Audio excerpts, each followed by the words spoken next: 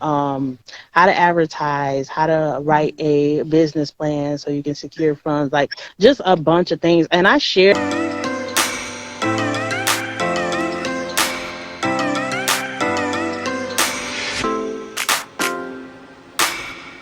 All right. So everybody, this is my guest, Lauren Gayden. Thank you so much for joining me today. I really appreciate it. And she is local. So I have like 10 questions I'm going to ask you.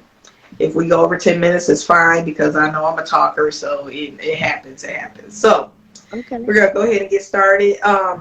One of the questions I want to ask is, what type of business do you have or have you had? Okay, I was just sharing. So I had a shoe store, owner of Agley Shoes. It was in operation from like 2006 to 2014. Closed down for about a year, like towards the end of my little stint. And then currently I have a little side thing that I'm doing. I wouldn't necessarily call it a business just yet. It's not really formal, but it's balloons by Low.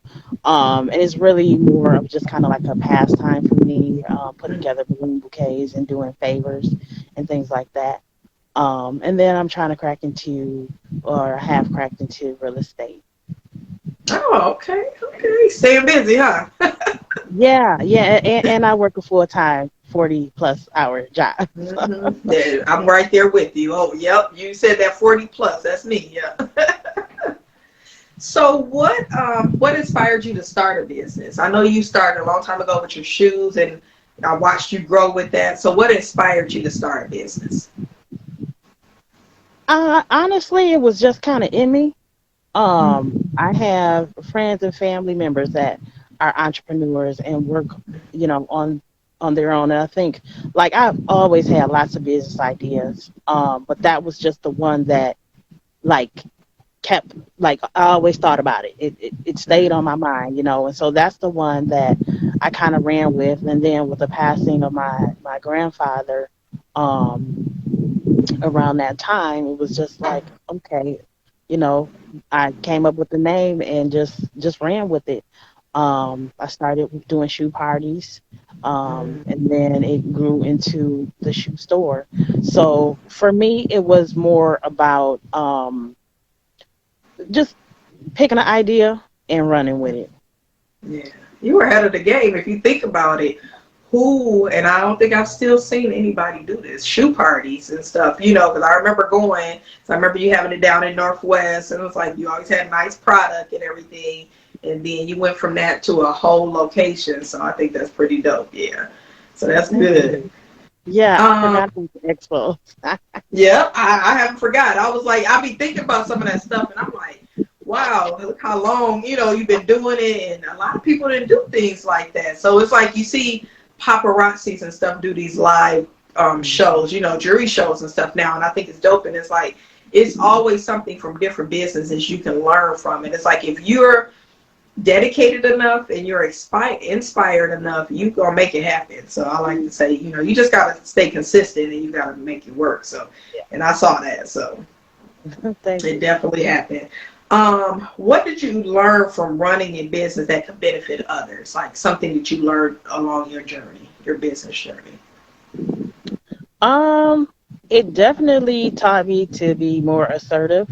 A couple things actually. So being more assertive and standing my ground as far as, this is what I wanted to look like. This is what I wanted to present like. These are my prices. They are not changing. This is what you're going to pay. So just asserting myself in that way. Because I think a lot of times, especially when people start out, they may have a product and they kind of second guess themselves. If they're Mm-hmm. selling, I don't know, lipstick for, $15, and somebody comes along, well, I only got 14, or, they'll, oh, I'll give it to you for, and no, you have to train your customers early. This is the Yeah. price. It's already low. It's hot. If you want it, you're going to pay for it, no Mm-hmm. bargain. So Yeah. definitely asserting myself in that way. But then also just learning that, what God gives you as far as a vision, he didn't give it to everybody. I think there's a Facebook meme that says something like, your calling wasn't a conference call. And that's a real thing. And with that, you have to realize that because it is your calling, it's your responsibility as well. So, there were times where I had certain people helping me out that, maybe they didn't sell the way that I would sell, or, just people don't, and it's not a bad thing. It's just that people don't have your vision and see how you want it to run or flow, you know. And I guess, as you get bigger, you leave instruction and you delegate. But when you're small, you have to kind of be like,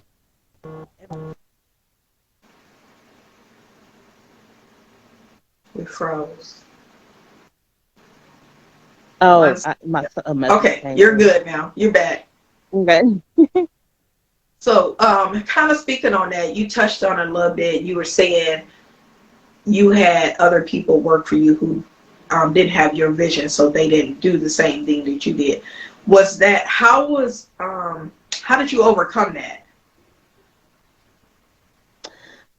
Well, it never really did, honestly, because, well, in the sense of the shoe store, what most people didn't know was that was kind of my side thing.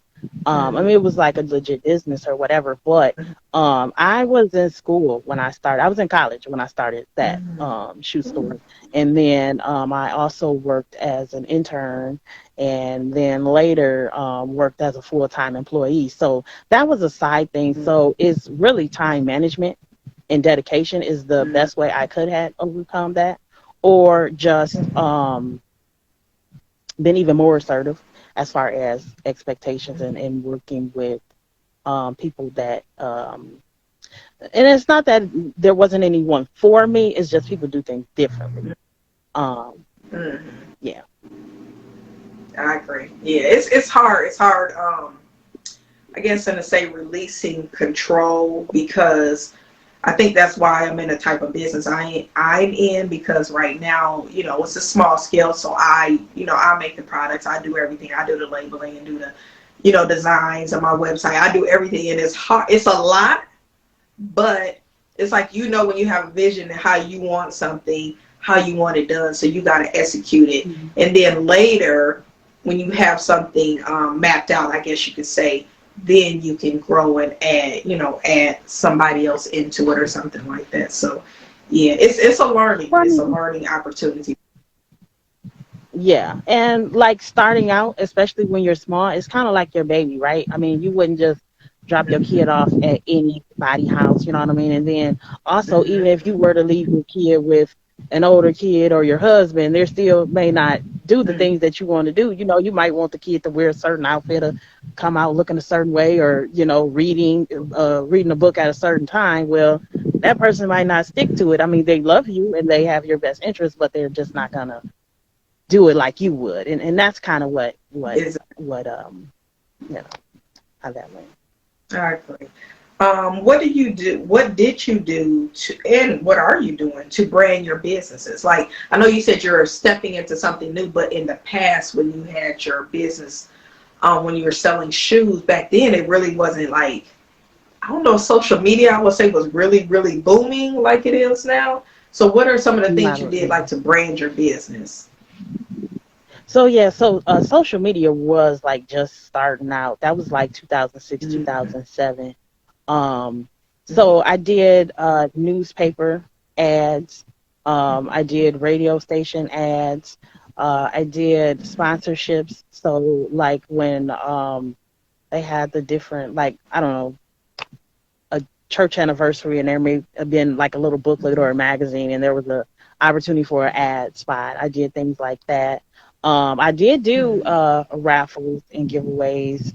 I did like competitions on Facebook. So I remember one time it was like, post your shoes, post a picture of yourself in your shoes, and the person that gets the most likes wins a free pair of shoes or something like that. I did. Um, and then what? Oh, I did email. Like email was like hotter than like inboxing, right? So I had email list.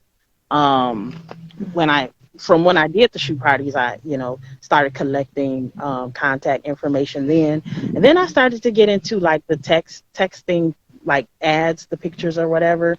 So I would do like a little ad or whatever and send it to my phone and then like forward that out. Um, yeah, I did a lot of different things. I You was a were really versatile. ahead of your time. You were so ahead. I'm listening to the things that you're saying you were doing, and I'm like, I sign up for a lot of different things with groups and stuff, and it's like I get text or email blasts and stuff like that. I'm sitting there listening to you saying you were doing this back in 2000 and something. You were really ahead of your time. It's just like your thought process was really ahead of how a lot of people did business back then. They probably wouldn't have, thought like that. So kudos to you. You were real ahead of your time, which is good. That's great. Um, Thank you. well, we just talked about what are some of the promotional tools that you use to promote your business. You said newspaper and everything like that. Um, your name of your business, can you elaborate on that a little bit at the time? Where did that name come from? I know, but I want the viewers to know. Yeah, I mean, it was definitely dear to me. It's my grandfather's name spelled backwards. He passed in 2003, and so one night, the shoe store, the idea of selling shoes had just been on my mind so heavy, and so I was like, you know what, forget it. I'm gonna write it down because usually if I write something down, then it's getting executed. So I was like, it had to been like midnight, 1 o'clock, like really late. So I just like wrote everything down, like, these are the type of shoes I want to sell. This is the price point, this is going to be named. Like, I think the fact that I tied him to it made me go harder with it, but then also because it did keep coming to mind. That's good. I like that.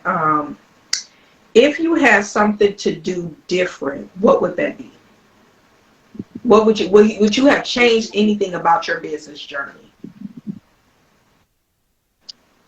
I so I was hesitant to keep up with the competition and not local, um, but towards the closing of my store, that's when all of these online shoe stores and shoe clubs started to get real popular.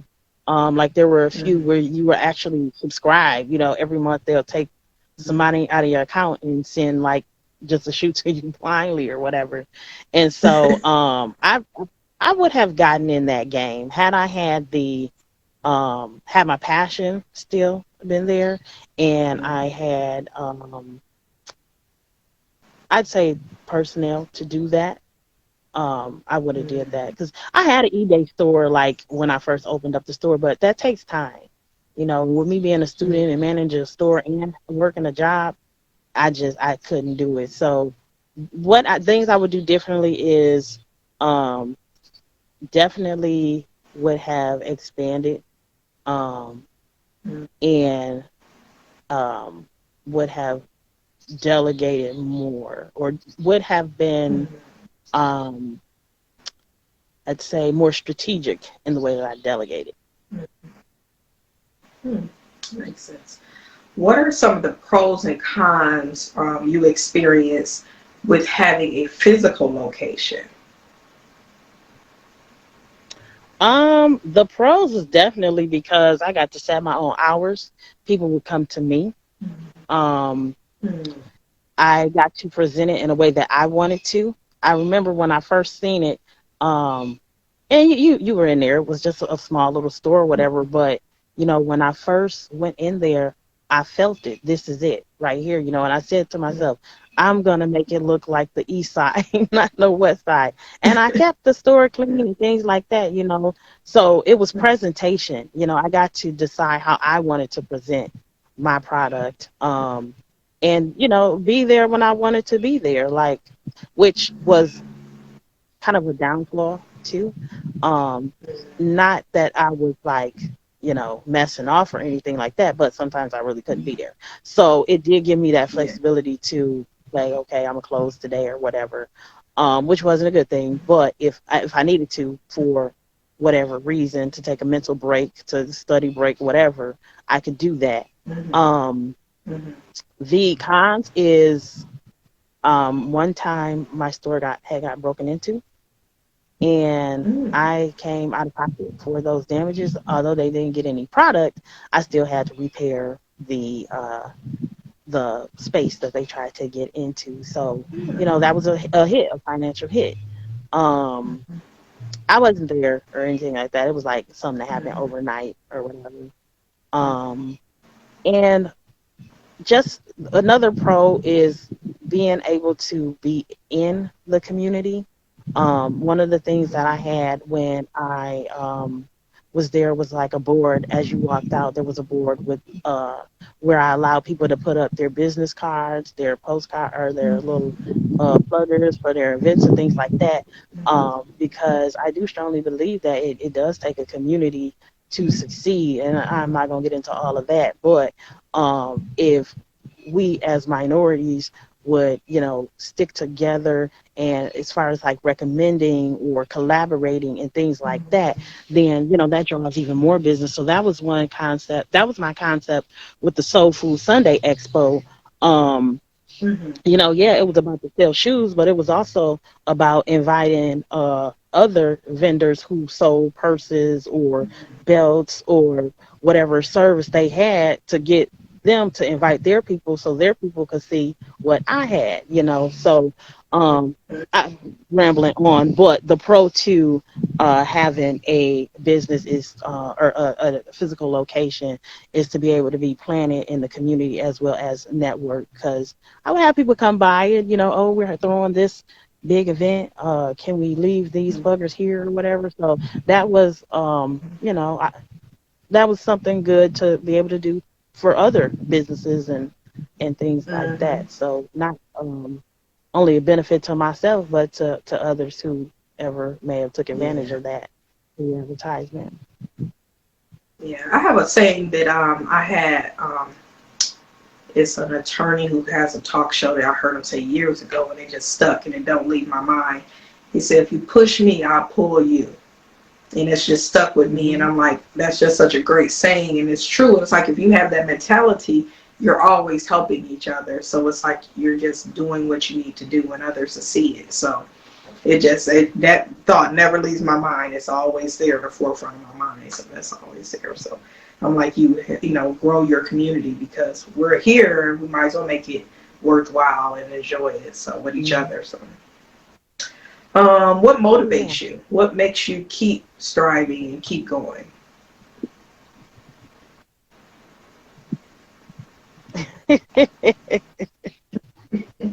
Myself, I mean, I hate to sound cocky, but I mean, that's it. I love Hey, me, self love.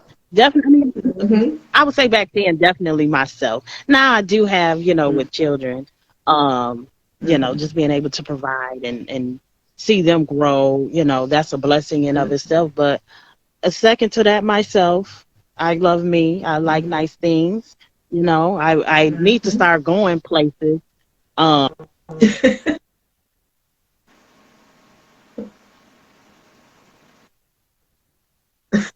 my time is not being spent like money. You know what I mean? Like, with Mm-hmm. your money, you can budget it. Your time Yeah. is just like, okay, you work 40 hours or more, and then you got to do this, then you got to do that. But you really don't just stop and take a break. Like, I need to take a break from this. I need to not do this today. You know what I mean? So, um, I rambling again, but I motivate me to take care of me and provide the lifestyle that I want I and agree. will have. So yeah. Yeah. And ain't nothing wrong with that. That's what we're here for. Yeah. So, when you started your business, or even going forward with any businesses you decide, what is your expectation? Do you have a certain expectation that you set for yourself? I do. So I'm really big on like planning and budgeting and things like that, and making sure that money is spent wisely. And that's usually I've had like several things that I've kind of dabbled in. Um, but it always has to make dollars and cents, you know. And I think that's very important for anybody who wants to start any kind of business, is to, one, know your business, know the cost of your business, and know how much you can make off of your business. And there's technical terms for all of that that I'm not an accountant or anything like that. But it's very important to know those things, because it doesn't make sense to get into something that doesn't make dollars and cents. And although, that takes a while sometimes, depending on what the business is, there are upfront costs that could set you back. You still have to consider overall, is this profitable? Is this worth my time? I mean, just because you love making tie-dye shirts, that may not be your niche. You know what I mean? Um, or the materials might cost so much that you have to sell it for an astronomical price, and therefore you won't make anything. So definitely the first step is to see what makes sense holistically too, right? Like, okay, I got this idea. It's it'll make a good profit, but do I have time? Can I delegate it? If I do, how much is that going to cost? Especially now with social media and there being so many different platforms and having someone to come in and manage that. Like, it just goes on and on and on. You have to decide where you want to stop at, and how you want to Yeah. operate. But the businesses that I operate now, it's definitely like dollars and cents. Has to make sense. And it's also a end goal to it, which I'm not gonna put it out here, but ultimately it's an end goal that, okay, I want to be able to bring this in by this period of time for these reasons. So, That's true. So last question, I rambled. and how do you handle the stress of running a business, maintaining a business, just the overall process of it, because it's stress that comes with it, because the stress of trying to be successful, trying to make your business do what you envision it to do. So how do you handle that stress? Or is there any stress? Um, for me, very little, because one, before you even talk about dollars and cents making sense, you got to pray about it, right? Is this right for me, God? Don't just walk into anything that you don't have any confirmation that this is where you should be, because you can be going against what God has for you. So, I believe, now, not to say that if you're walking in whatever purpose God has for you, there's not going to be stress along the way, because there is. We live in the world, right? But um, the fact that I trust God makes stress a lot less. You know what I mean? And I actually recently started declaring things. God, this I need this to turn around. I need you to like handle this. You know what I mean? I mean, definitely being respectful and Yeah, humble, but you gotta sometimes you do have to speak things into existence. Like, I do believe that, and have faith exactly. that it will happen. So I'm not just in life. Period. I try to have less stress because I mean,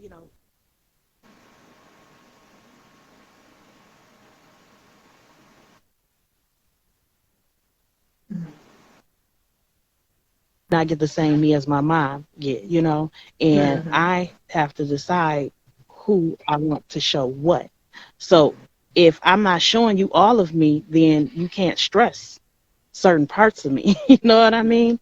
I Um, agree. Yeah. because my mom can say or do something and it stresses me out, but somebody else can say or do something and that doesn't phase me. So it's also about protecting yourself and your peace too. Yeah. Because I Protect do. that I peace. try to have as less stress as possible because I do got a lot going on. You know what I mean? But it Yeah. happens Yeah. sometimes. Yeah. It does. But and then I love me too. You know what I mean? So I'm going to make sure that whatever the situation is, that I'm good. Yeah. I like that. I like that a lot. Yeah.